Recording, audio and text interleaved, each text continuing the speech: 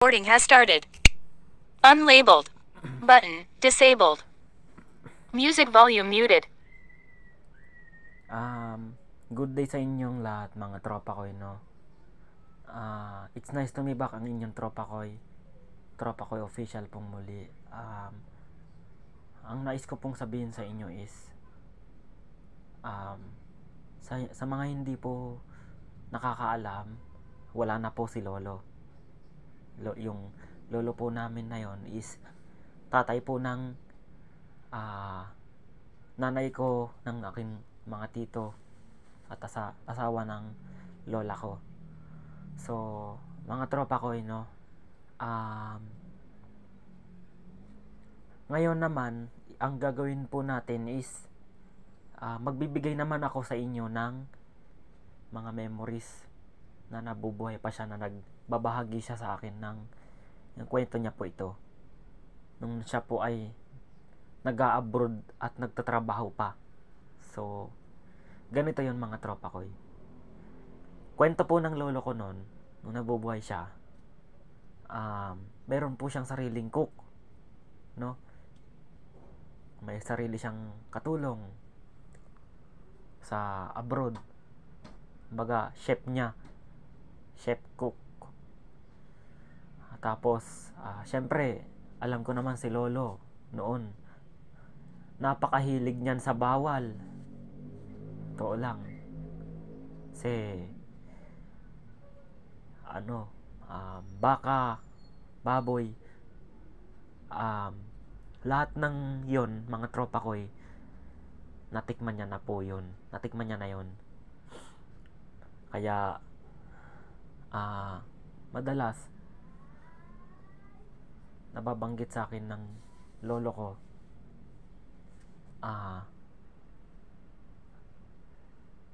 kaya daw siya nagkasakit kasi nga dahil sa mga pinagkakain niya, ganyan dahil sa kayamanang inipon niya dito. Alam nyo, totoo lang, walang inilihim sa akin si lolo ko. Lahat sinabi niya sa akin. Nung binata pa lang daw si lolo ko, mga tropa ko, kwento niya noon sa akin, mahilig siyang uminom, mahilig siyang manigarilyo, lahat mga tropa ko. So totoo lang, nakakamiss lahat ng mga memories niya dito sa bahay. Alam nyo mga tropa ko, pansin nyo sa lahat ng mga pinopost ko, tinitingnan niya. Nakakamiss. Kaya sobrang ngayon sobrang lungkot na dahil wala na si lolo, patay na. Kaya syempre nandyan pa rin yung pangarap ko para sa lolo ko.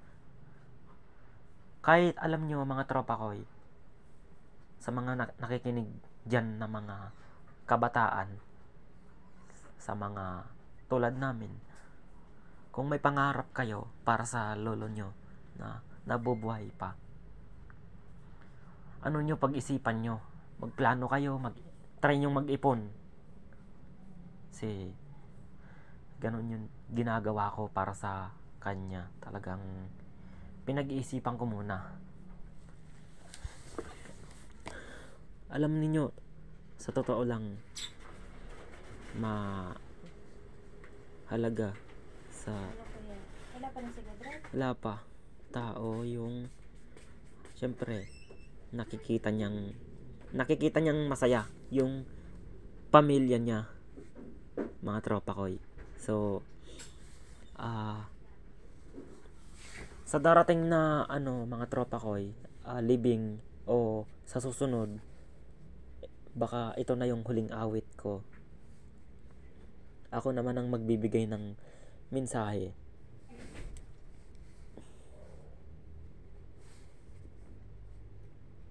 So marami akong hindi malilimutan sa lolo ko, mga tropa ko. Hindi ko malilimutan yung aral, yung turo, lahat ng pagpapaalala niya na ganito ganyan na. Kasi mga tropa ko madalas sabihin ko nung nakaraan, pinaalalahanan pa ako na ang ganda ng pangangatawan ng apo ko, napakalusog ng apo ko, sabi niya ganun sa akin. So ngayon sa vlog gusto kong i-share lahat ng moment na nandito si lolo ko noon. Ngayong wala na siya, syempre maraming magiging may mga malungkot na alaala na sabi niya na sana kung wala akong sakit ngayon, naihatid pa kita. Yan ang naririnig ko sa lolo ko. Kung wala daw siyang sakit ngayon, sabi niya noon, ihatid niya raw ako sa school namin. Tapos syempre pandemic noon, mga tropa ko 2020, nagka mild stroke siya. So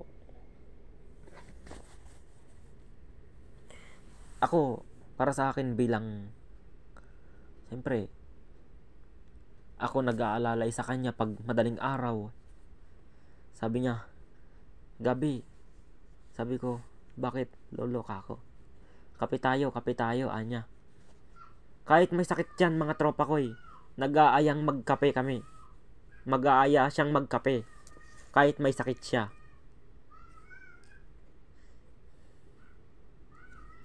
Tapos paghapon nga, gusto pa niyang magkape Ganun siya, mga tropa ko ngayon, wala na. So, ako na lang ang mag-isang magkakape.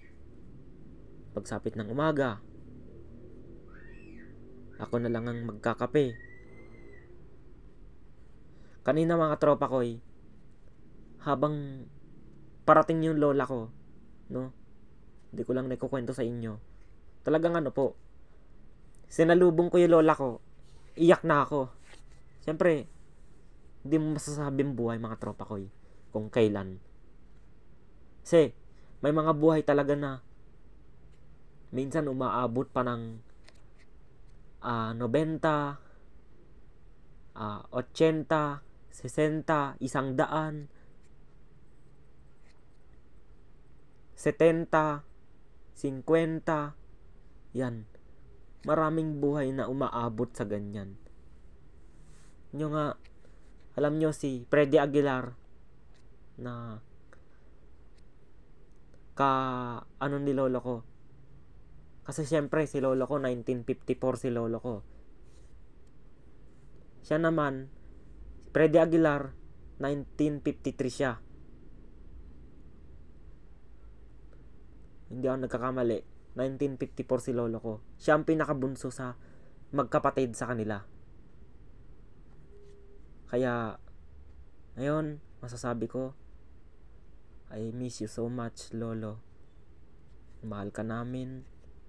Nasa puso't isipan na namin lahat ng mga paalala mo. Lahat ng turo at aral,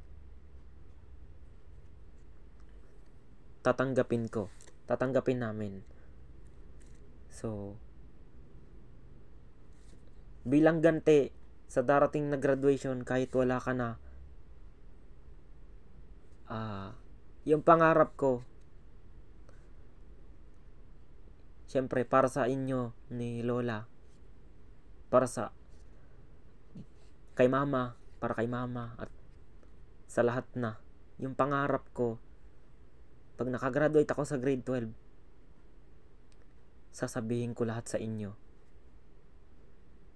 Hindi lang ako, mga tropa ko kundi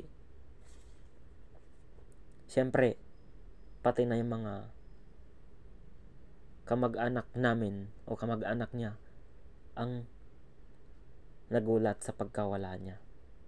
So, mga tropa ko maraming salamat sa suporta sa akin. At sa lolo ko naman, saan man po kayo naroroon, rest in peace. Maraming salamat sa lahat po ng alaala, sa lahat ng magkakasama tayo dito sa bahay ng masaya. At yun lamang mga tropa ko'y, thank you for watching. Peace and God bless. So, ulitin ko lang, yung part 2 nito, gagawin ko na lang sa susunod pag nandito na si lolo ko. So, ibuburol siya dito, or di ko alam, di ko pa sure. So, sana nga dito siya iburol para makita po ninyo mga tropa ko'y. So, doon natin i-close up yung camera para makita nyo. So, yun lamang.